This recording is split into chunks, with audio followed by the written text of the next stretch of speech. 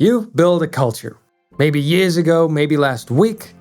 But now you're looking at it thinking, this feels shallow. You picked some traits that seemed really cool, but now they don't connect. They feel arbitrary and random. Do I have to start over? No. What you need is to work backwards to find the logic that was always there, waiting to be discovered. So we all grab cool traits off the shelf. We walk down the aisle and say, oh, I like the honor codes and this matriarchy sounds really interesting. Let's throw in these dragon riders as well. And you end up with a shopping cart full of cool ideas that have nothing to do with each other. And the culture engine solves this by working forward. Cause creates effect, and effects creates new cause. But causality works both ways. So if you run the engine forward, you can also run it backward. And by the end of this video, I want you to be able to take the weirdest grab bag of traits from your notebook and turn them into a culture that you can actually write in. So let me show you what that looks like. Take a matriarchal society. You thought it was interesting when you added it. But why does it exist? So we run the chain backwards. The matriarchal society exists. Women took control of the resources and decision making, because the men were frequently absent and couldn't maintain any form of authority. But the group needed stable leadership while the men were away on the dangerous work they were doing. So now you've got causality. But here is where it gets interesting.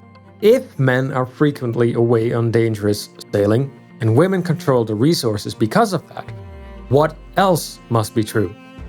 For example, inheritance passes through the female line from now on.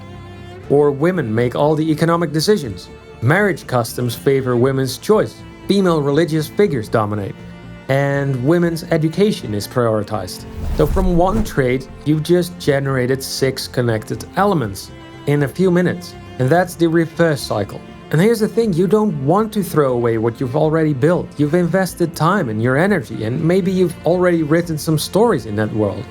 And starting over feels like admitting defeat. But on the other hand, keeping it as is means living with that nagging feeling that something's off, that your world doesn't quite hold together. There is a third option.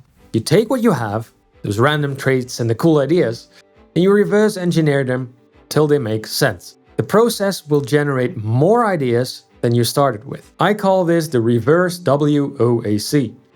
The culture engine runs the WOAC, which is want, obstacle, action, consequence. And this method reverses that. So it runs it backwards. Consequence, action, obstacle, want.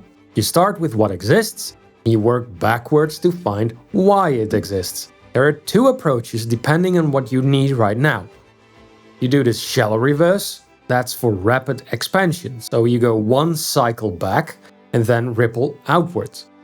Then you have the deep reverse for finding the bedrock. So you keep going until you've hit the fundamental truth of your culture. So you just saw the shallow reverse already in action. But let me break down both of them. Shallow reverse is not about justification, it's more about generation. So what I'm trying to say here is you're not explaining one thing, you're creating 10 more. Here's the full process of that. You pick one existing element, you run 1 cycle backwards to find its immediate cause. And then you ask, if this is true, what else must be true? And you already saw this with the matriarchal society.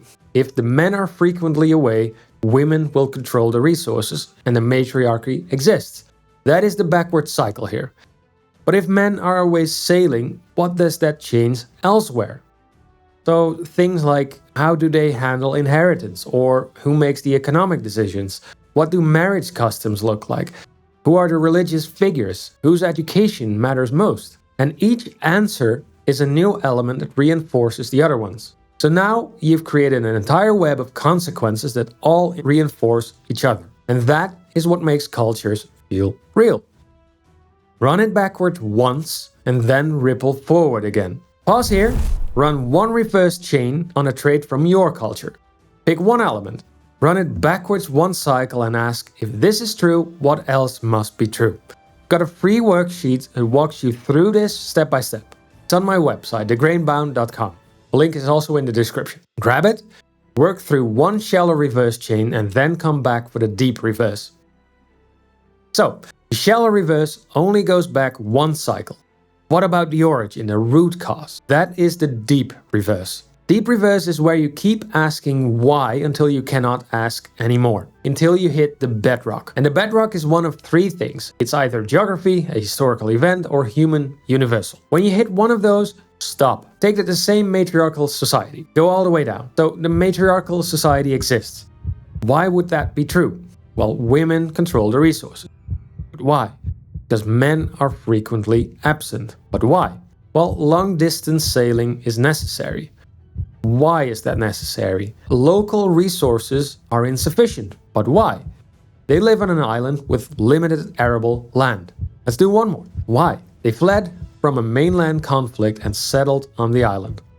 And now we stop. We identified a historical event, the refugee migration, and geography, the island with the poor soil. And now we hit the bedrock. Now we know the origin story. What you've really built is a refugee island culture where men became sailors out of necessity and women built a social structure in their absence. Every element you created in shallow reverse now has a foundation. And you can run the engine forward from this foundation to generate even more elements. What happens when refugee trauma is part of their legacy? What beliefs emerge from constant sailing danger? What power structures develop when women are the stable authority? If you have hit your bedrock, pause it and please write it down. It is either a geography, an event, or a human universal. That's your foundation. The worksheet I mentioned earlier as a deep reverse template as well. Grab it on the website. So we started with one arbitrary trait.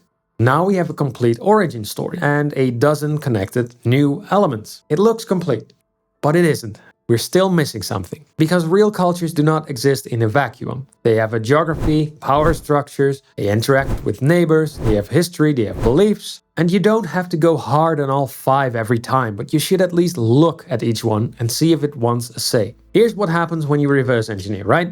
You focus on the forces you find interesting. You loved the matriarchy, so you have developed power and legacy. But you forgot about exchange, and you forgot about belief. So now your culture has holes. And they live on an island, but you never explained how they relate to outsiders. They have a power structure, but no worldview to really legitimize it. So after you reverse engineer, you should run an audit for all the 5 forces. For the environment, you ask, where do they live? What challenges do they face from that environment? From power, you will ask, who has the authority and why? In exchange, you ask, how do they relate to outsiders? Going to legacy, what past events define them? And then belief, what explains their world? If you cannot answer all 5 with specific details, keep going. You can use a bridge from your strongest force to the missing one, for example. If you are missing belief, you can bridge it from environment. In our example, the tides control the sailing times. But how do they explain the tides? Maybe they have a moon goddess that controls them. Or maybe you're missing exchange, you can bridge it from power. The women control the resources. So what do they trade? They trade preserved fish to the mainland in exchange for grain. So one cycle can already fill the gap. You're just making sure the culture has a climate, a pecking order, an economy, a memory, and a worldview. And the forces aren't separate systems, they are interconnected. So that means that one force's consequence is another force's cause. And that is why the culture engine works. Now we have one more step that separates a collection of facts from a living culture. So now you have reversed engineered your elements. You filled your forces, but now we have to extract what it all means. What does this culture value? And where do those values conflict? You don't pick these. They emerge from the patterns in your cycles. Keep that in mind. You run 3 audits: an action audit, consequence audit, and an obstacle audit. In the action audit, you ask what behaviors appear repeatedly. In our case, it was women making decisions, men sailing, and communal resource management. In the consequence audit, you ask what became permanent. In our case, it was female line inheritance, women's authority, and sailing as the male identity. In the obstacle audit, you ask what problems appeared multiple times. In our case, it was resource scarcity, male absence, and external threats. And from these patterns, you can extract what they value. In our case, it is community over the individual, female authority. and pragmatic survival and respect for the sea. But real cultures also have contradictions. Look at what they value and where do those values crack. So, female authority versus the male pride. I mean, the men risk their lives but have less power. That might cause friction. And community cooperation versus individual ambition. Say, what if a woman wants to sail with the men? How do they handle that? That causes friction. And these cracks or friction, that's where your stories live. Because a culture without eternal conflict is just a museum exhibit, so to speak. A culture with these pressure points is a living world, and it falls out of the logic you just followed. So you didn't create this culture, you discovered it. It was always there, hidden in those random traits. You just had to follow the causality backwards till you found it. And if you made it this far, that's probably your idea of fun. One more thing. Take a second and notice what you've actually done here. You took a handful of loose, slightly arbitrary ideas, and you turned them into a culture with a spine, memory, and built-in conflicts. Seen the shallow reverse? Seen the deep reverse? You've seen how to audit actions, obstacles, and consequences and extract the values and tensions, and you've seen how to run a force check, so your world is not lopsided. And that is already more structure than most people ever give their world building. But now I want to zoom out and show you what you've really been training. Because under all those steps, there are a few principles you've already started using without noticing. So first, you've been hunting load-bearing pieces. When you choose which details to reverse and which ideas to keep, you are making architect decisions. And that instinct is exactly what keeps your world from turning into a giant bowl of trivia. The second, you have been discovering instead of inventing. Every time you walk backward from the consequence to the action to the obstacle to the want, you weren't pulling random ideas out of thin air. You were asking, if this is true, what else has to be true? And that's why the culture you ended up with feels more solid than the one you started with. You followed the logic instead of forcing it. And third, this one is a little more subtle, but you've been trading encyclopedia for inevitability.